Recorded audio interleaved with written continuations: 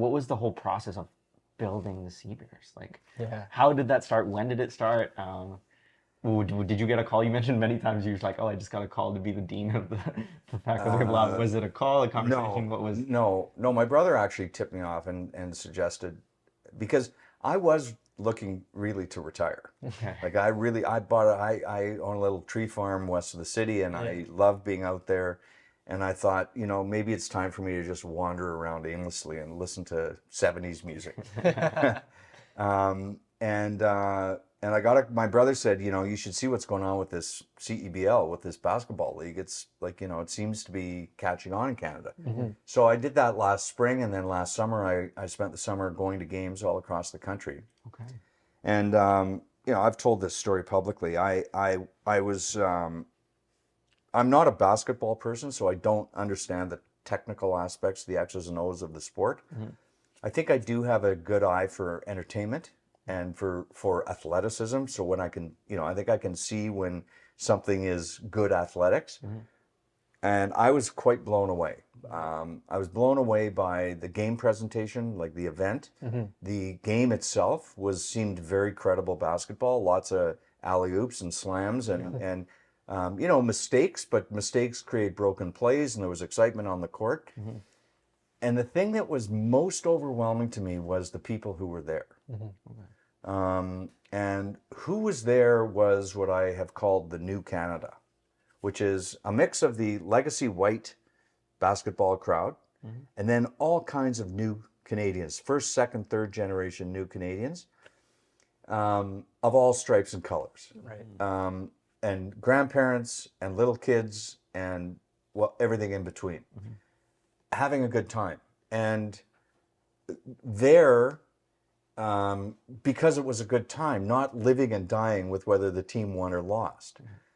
And what I saw was the emergence of, and I mean, this makes it sound too big and fancy, but for the newcomer, whatever generation, to have a shared common experience in Canada around a pro sports thing is a massively important social driver. Right.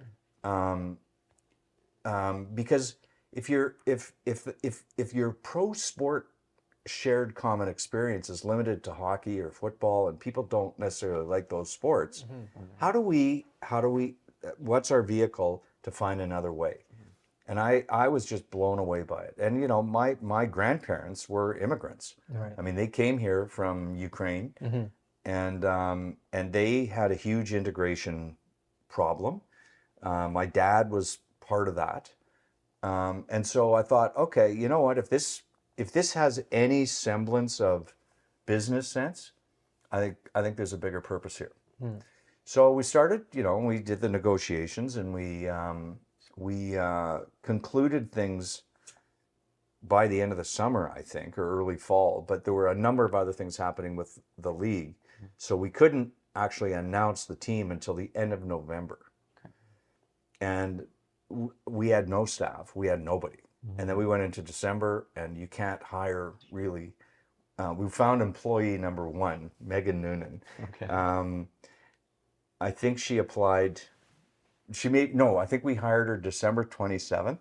And I was talking to her the other day. I think she started January 6th. So it was me, and I wasn't working in it, Jason Smith, who's our president, and Megan in January to play in May. Okay. And we had to get a general manager and a coach. Yeah. And then we had to hire up the rest of the staff. And that happened progressively, but it took us way longer. And then all of a sudden, training camp, right? Like January to May is no time. Yeah. And that's why I say that if it had unfolded at the scale that we thought, which was much smaller, we were probably equipped for that. Right. We were nowhere near expecting it to get as big as it got. And to their credit, the staff just stepped up.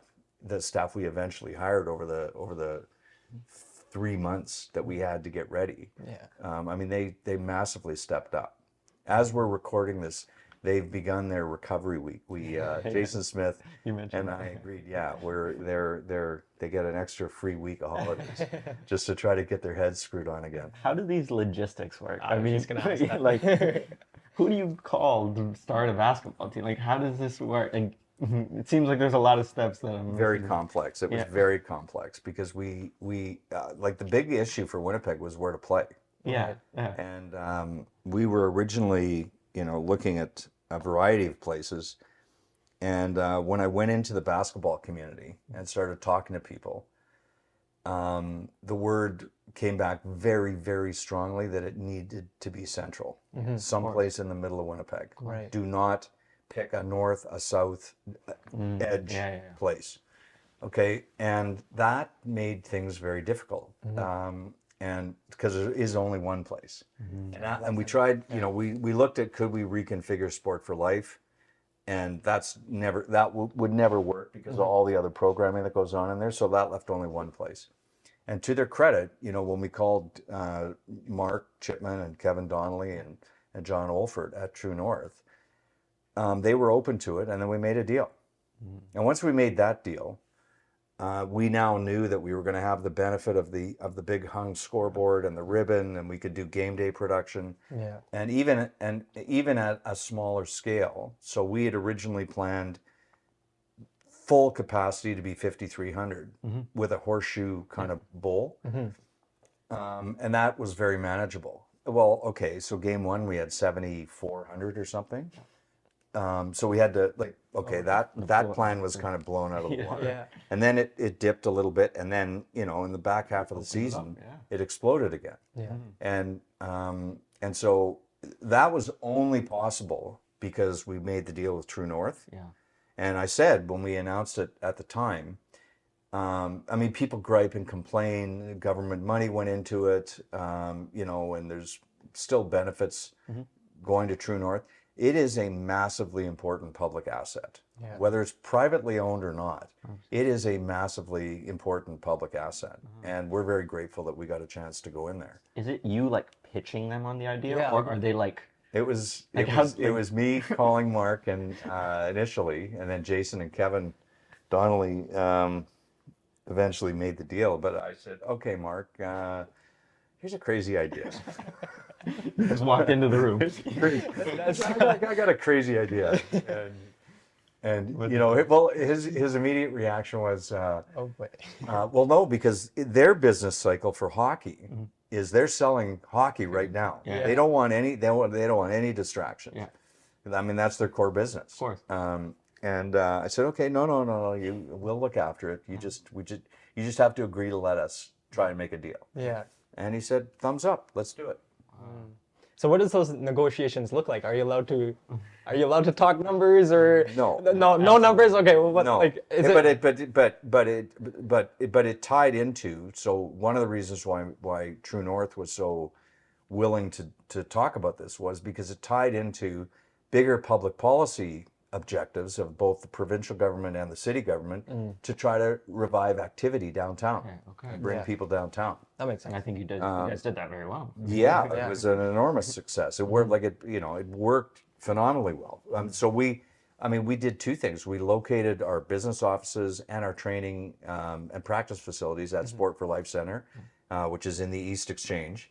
All our players lived, for the most part, in the East Exchange in apartments there. So we created activity there. Wow.